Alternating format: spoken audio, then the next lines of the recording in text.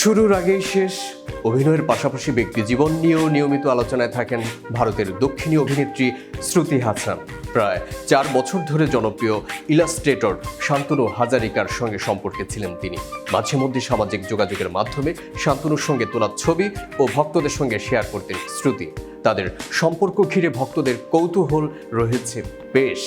তবে তাদের সম্পর্ক এতটাই কাছের হয়ে গিয়েছিল যে একত্র বসবাস শুরু করেছিলেন তারা। এমনকি কিছুদিন আগে সংবাদ প্রকাশ হয়েছিল শীঘ্রই আনুষ্ঠানিকভাবে বিয়ের পিঁড়িতে বসবেন তারা। তবে এমন সময় ভক্তদের হতাশ করলেন তারা। জানা গেছে মাস দুয়েক আগে সম্পর্কের ইতি টেনেছেন শ্রুতি শান্তনু। অথচ সারাক্ষণ শান্তনুর প্রশংসায় পঞ্চমুখ ছিলেন এই শ্রুতি। যদিও বিয়েতে তাদের অনীহা ছিল। শ্রুতির সঙ্গে বিয়ে প্রসঙ্গে শান্তনু বলেছিলেন, আমি বিয়ে নামক প্রতিষ্ঠানটিকে কখনোই বিশ্বাস করি না। আমার শিল্পী সত্তাকে কেউ কোনো গণ্ডির মধ্যে বেঁধে রাখুক তা আমি কখনোই চাইব না। আর যে কোনো সম্পর্কই সময়ের সঙ্গে বিবর্তিত হতে থাকে।